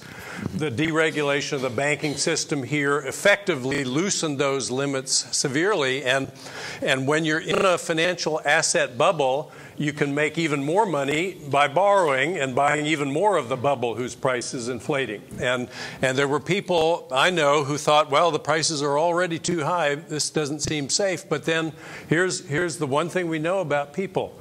They can't sit on the sidelines while neighbors who are stupider than they are making a lot of money without doing anything. So you had to dance while the music was playing. That's been one of the comments that's been made about this. And the parents who borrowed when the banks let them borrow, think about the situation they were in. John McCain was very critical of people who had visions of grandeur, buying vaulted ceilings and granite countertops. But when I bought a house, I needed 25% down.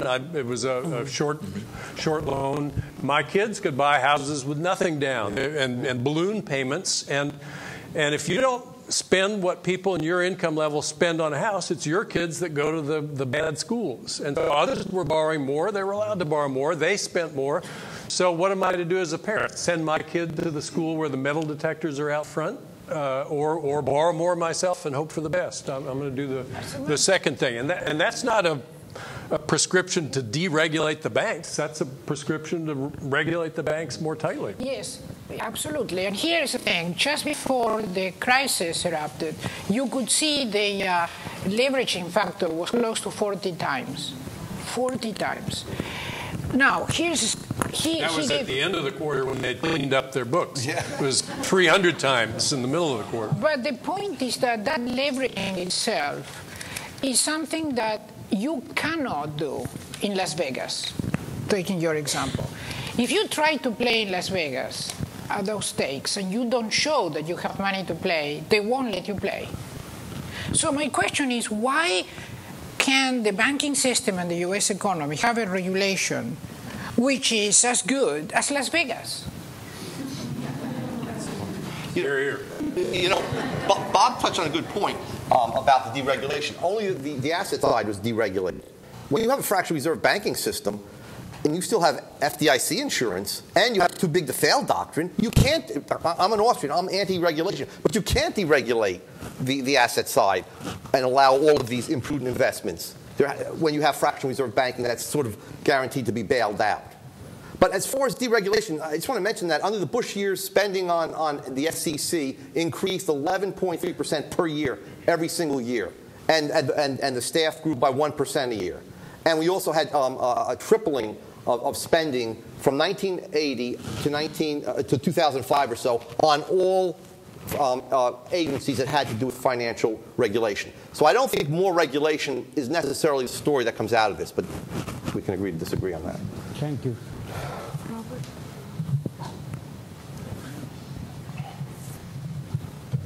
Hi, my name's Bob. You know, we're talking about why economists disagree, and there was really, I think, very little disagreement on this panel. Okay, we can improve upon that. No, I don't mean that in a derogatory manner, but the values of the people on the panel are pretty much in line with one another. You mentioned happiness is what everybody's seeking. I don't know about that. I think power is what a lot of people are seeking. And I think the kind of disagreements that we have politically and the inability of the parties to talk with one another far transcends economics. I think that the disagreements have so much to do with bad will and with the lack of shared values and with our political system.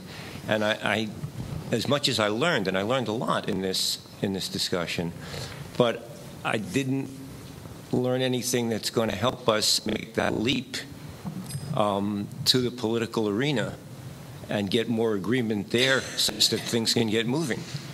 I hope I'm wrong, but that's my sense of things. If I could just say, when I wrote a piece advocating the progressive consumption tax, I described in 1997, I got a very warm letter from Milton Friedman a week later saying he didn't agree with me that the government should be raising and spending more money. This was at a time when Clinton budgets were edging into surplus. But he went on to say that if it did need to raise more money, I think most people now think that it does, the progressive consumption tax would be the ideal way to do it. And he enclosed in his letter a reprint of his 1943 paper from the American Economic Review, in which he had advocated a progressive consumption tax as the best way to pay for World War II. So there's a concrete proposal. I've now seen a book from AEI, the American Enterprise Institute, where two scholars are advocating it. And that would make the pie bigger and generate a lot of revenue to pay bills that we need to pay. So don't say you didn't get any proposal for moving forward into the future, because I tried to get that one out there. You know, I think of the climate change issue, and I think of the tremendous amount of money that's being spent for people who want to deride climate change science and say that it's false science. That, whatever you're doing with economics, it kind of doesn't work with that. It's a tremendous, I don't know what to call it, but it's more than a fly in the ointment. It's more an ointment than the fly, I suppose. Graziella has to leave in 5 minutes. I wanted to apologize for that, but this was known in advance. Yeah, I have to fly to London. So we will kind of move faster if we can. That's and then you can leave, but we can finish at 4:30. And that's an important question. I wish I had more time. It is very important. Hi. I'm Steve Miller from Bridgeport, Connecticut, the home of P.T. Barnum, who said there's a sucker born every minute and two to take him. I was going to agree with Professor Salerno until he said there was nothing sinister. What I want Professor Salerno to comment about is when this cash is going to be worth absolutely nothing. But I want to put into that context, please. On top of Bernanke's crazy, Ike would fire Bernanke in a second, crazy creation of fake money. that he lies about every time he testifies before Congress under oath? What about the $680 trillion, which I love to hear the word notional, but that's not the deal. There's $680 trillion in off-balance sheet accounts. I mean, that is a number that's so crazy. Nobody wants to. You mean unfunded liabilities of the federal government? No. I'm talking about off-balance sheet accounts. Yeah. That the banks never deny. They don't say, no, that's not true, okay? That grew from, like, in the late 1980s, from about 15 trillion to this number of 680 trillion. Supposedly, there's 400 trillion in swaps that are in these off-balance sheet accounts, okay? That nobody ever even mentions. And it's like, wow, I don't see where does this money actually come from? And how crazy can it get? And the one question that I just want to throw in here, and then I'll sit down, is the idea that bankers are going to seduce people to take money, like the 25 condos or something, and get a fee, okay? That's what they're doing. They're getting fees. Sure. They're putting the money in their pocket, and then they go ship it down the street to their buddies at the rating agencies who put AAA on everything, you know? I mean, if that's not sinister, you know, P.T. Barnum hit it right on the head. There's a sucker born every minute to take them. So that's the problem here. It's like we're in this political correctness deal that is, the media just keeps the propaganda crashing into the skulls of everybody. I don't know. Right, so let them answer. I don't know anything about the off-budget accounts of $680 trillion. I mean, that's mine. But I do want to say one thing. Well, I do want to say one thing about hyperinflation and the money being worth nothing. I don't think we'll have a hyperinflation in the United States. What I do think is that after a while we're going to have galloping inflation. It's going to scare them. And what I fear, and I think we'll have within 5 years, maybe even fewer years, is wage and price controls. I think that's what we're headed for. I think we're going to go on with a sort of inflationary recession or stagflation for a while. The inflation is going to get worse, and at some point they're going to slap on some form of incomes policy or wage and price controls. I think that has not been talked about, and I think that that's very possibly in our future, very likely in our future. The world economy is about $60 trillion. It is known that the derivative markets are a multiple of that. That's more or less the number you're talking about, 600 trillion. Yeah, that's the number you spoke about. So derivative markets originate from people being able to take position without having to make a deposit on the position. That is the leveraging factor we talked about that he mentioned was as high as 300. And what I said about what happens in Las Vegas is when you want to make a bet, you have to show that you have a proportion of that money on you before you can play. Otherwise, they don't let you play. You cannot make unbounded. You put it right down on the paper. Understood. I'm trying. Proportion is there, right there. 100% is a proportion. Yes. I'm trying to say, no, but there is more than that. You cannot make bets when you play poker, etc., going beyond what you actually can show you have. And what I'm trying to explain is that precisely is the opposite of the concept of derivative markets, in which you can go short, okay, so that you can sell something you don't own.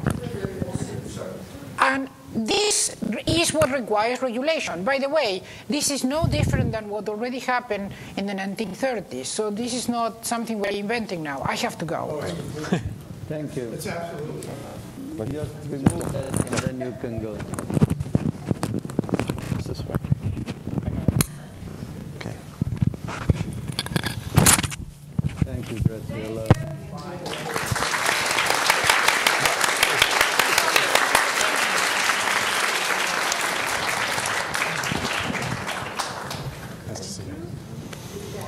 Graciela. Graciela is on her way to London. That's. I have a book here. We'll they take can store them for you. Tell Rob we'll take care of it. Okay, ask your question. You want me to autograph them for you? Hi, my name is Ron, and I'm sorry to see Graciela go because I was most sympathetic to what she had to say, but I just like to make my points as briefly as I can. This forum was about whether or not economists agree or they can agree. I would put forth a very simple proposal that this crisis that we're facing now is basically, it's a financial crisis. It's not an industrial crisis. This is all about money and banking. And one of the gentlemen mentioned that, yes, they brought it on, but, you know, if we don't save them, the whole ship goes down. So they're too big to fail, so whether we like it or not, we got to deal with it. But I think we're all familiar with a saying that, you know, when you find yourself in a hole, stop digging. Nobody is addressing this too big to fail issue. Nobody is addressing the whole monetary banking system that got us into this crisis, that is stronger than it ever was, and that will probably lead us to the next one. So, because we have 3 more people, just ask a question. Okay. Please. So, 2 very brief points. I do believe that all economists do make moral judgments before they form their models. It's almost impossible for a human being not to make moral judgments and then create models that work with their moral judgments. But the final point I want to say is that as economists who do make moral judgments, I think the most important thing for you is to get on the same page on what you believe is the ideal solution, not what is the doable solution. Put out to the public, this is the best possible thing that we could do. And then let the public decide whether it's doable or not, instead of giving us proposals that are Band-Aids because you think, well, maybe politically feasible. That's my point. Thank you. So, to be clear, I am not advocating too big to fail. I am one of the biggest critics out there of too big to fail. I think it's a disaster.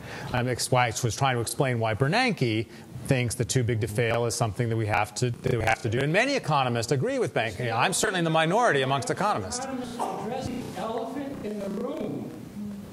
Because they're convinced, maybe incorrectly, but they're convinced that the consequences of not bailing out big banks would be even worse than the consequences of bailing out big banks. Because we don't agree on the ideal proposal. I mean, there are a few areas where we do actually agree. Economists are pretty much unanimous that rent control is a bad policy, that free trade is a good policy, a handful of other things, and yet millions of countries for millennia haven't followed those policies. So just laying out something we agree on doesn't seem to be sufficient. Okay, next question. Hi, Maria Cavallo, a student at Columbia University. Sorry. Go right up to the microphone. I'm Maria Cavallo, a student at Columbia University. So there's been a lot of talk about a pie, but I think the first question is who is making the pie?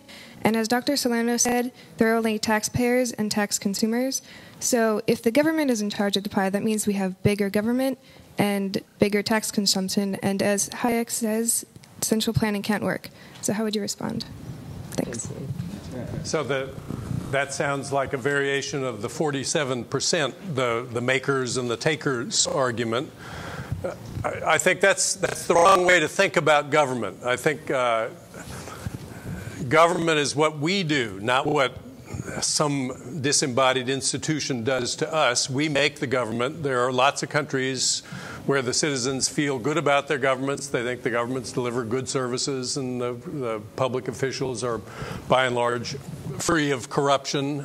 And government the idea of government recognizes that the individual's own interests don't coincide in all cases with society's interests. I mentioned the example of my decision to get on a crowded roadway. There's nothing I can do to prevent you from getting on a crowded roadway. If it's not important for you to get on it, you'll get on it if it's better for you than not getting on it. But your presence there makes all the rest of us wait for hours longer to get where we're going. But all of us acting together can implement an easy pass technology that charges us, we charge ourselves for the privilege of getting on a crowded roadway. Then we decide for ourselves whether it's valuable enough to go at that hour or whether we'd save more money and not suffer much inconvenience if we went at a less crowded time. That's government. And to say that's social engineering, well, you know, homicide laws are social engineering. Stop signs are social engineering. There's just no presumption that what the individual wants to do is for that very reason alone what ought to happen. Sometimes individual action is in harmony with social interests, but not always. Okay. My name's Walter, and I'm a neurologist, so I usually engage in value-free judgments, and that's a lie. What I'd like to pose as a question is, obviously, there's going to always be disagreements among well-intentioned people looking at the same data. We have a lot of data to look at. We can look at Japan, for example, and look at its last 20 years, not just the last 10 years, and see a massive failure of advice coming from economists. We can also look at Europe and see that it's in full-blown crisis, that they're also getting advice from well-intentioned economists, and what they're on the verge of is a revolution in Europe, possibly the next war. We don't know. And it doesn't stop there. It comes right back to our lap as to whether or not we're pursuing policies that have been demonstrated to have failed in the past, simply repackaging them as the best we can do. There is one other country that's worth thinking about, which is Germany at the end of World War I, when reparations were literally destroying Germany from the inside. And their economists gave way to their bankers who said, we can't afford to maintain Germany as it is. Therefore, we're going to start the printing presses.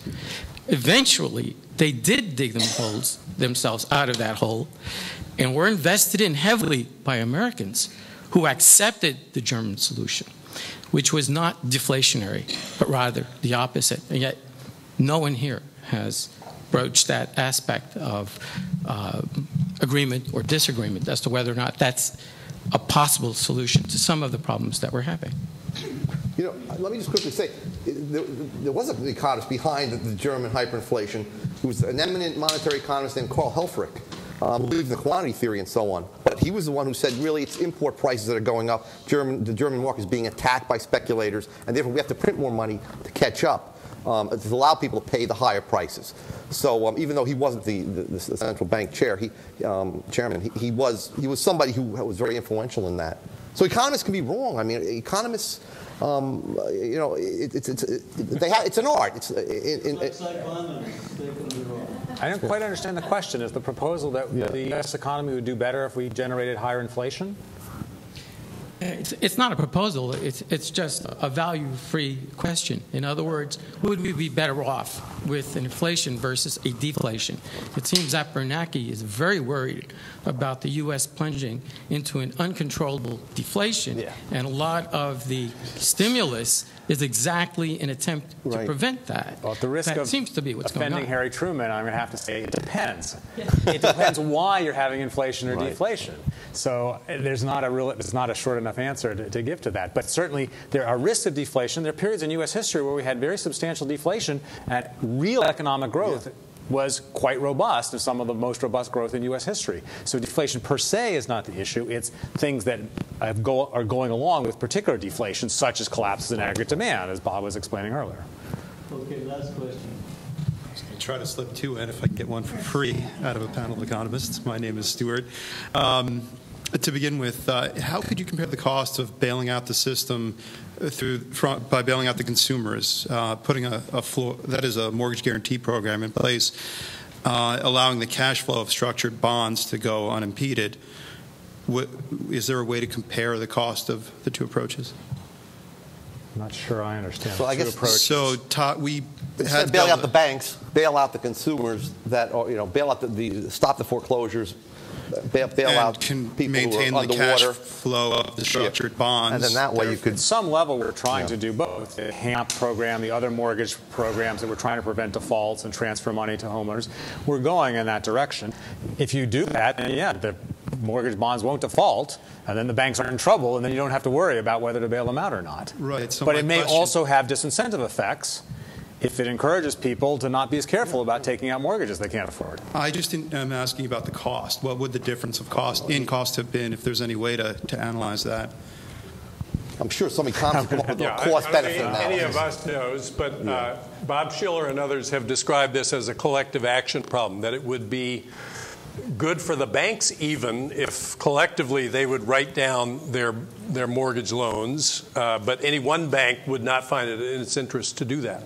And so a way to circumvent that collective action problem that's being experimented with in several areas that have had severe high incidence of underwater mortgages is eminent domain, the local level. The city governments are seizing underwater mortgages and under eminent domain, and then essentially forcing them to be written down and then putting the properties back on the market. And let me just add really quickly to that. There is a cost to stopping foreclosures. I mean, what's wrong with falling prices? As the housing prices fall to more natural levels, to market-adjusted levels, at that point, there are people who are the poor, lower-income people, and also people who are prudent during the boom, didn't get caught up into it, who can afford houses now. Don't forget, the houses aren't going to go unsold if they're foreclosed. They're going to be turned over to people that didn't make bad decisions. I don't think that's such a bad thing. But writing down those loans doesn't prevent the price from falling.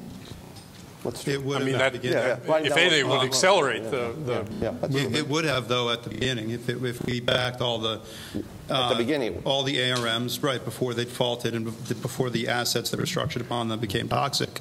It would have propped up the price of the housing market, and there would have been negatives that I'm sure you could associate with that as well. But if I can try to squeeze my second question in, is there a point at which we should target diminishing the GDP?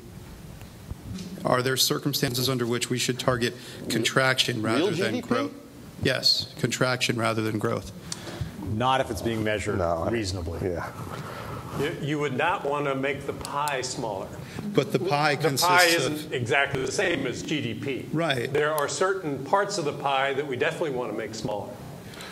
And we have instruments that can achieve that. I think if the overall pie gets smaller, everything will turn nasty in a hurry. There's been some very convincing research that the willingness of society to clean up the environment, to assist the needy, to do any number of things, as your colleague Ben Friedman's work, is way greater when economies are growing rapidly than when they're shrinking. It's much easier to give up part of your gain for a common purpose than to take away from things that you're already doing in order to fund a common purpose. That really relies on what value we assign health and happiness in the pie. Yeah, exactly. Yeah, you got to be talking about the right ingredients in the pie for any of this conversation to make sense. Right. I asked the question because it seems that it's considering the contraction of an economy, an intentional contraction, is never considered. And just from a philosophical background, it seems like something that should be at least considered. Because we think that in almost any recession or any slowdown of growth, all of the aspects that we care about, material goods like houses and toaster ovens, and health, go down. Lots more people become unemployed. That's not good for their health.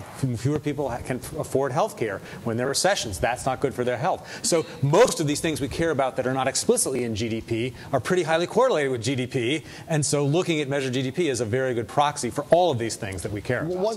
It's not perfect, but it's a pretty good proxy. One small caveat to that. I'm not in favor of government targeting anything. But, for example, if people suddenly became aesthetics and wanted to move to the hills and become hippies and communes, and GDP shrunk as a result of those voluntary decisions, it's fine with me.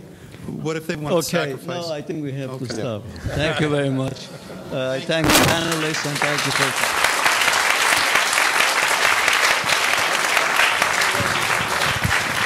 Go on. Yeah. No doubt we could go on forever.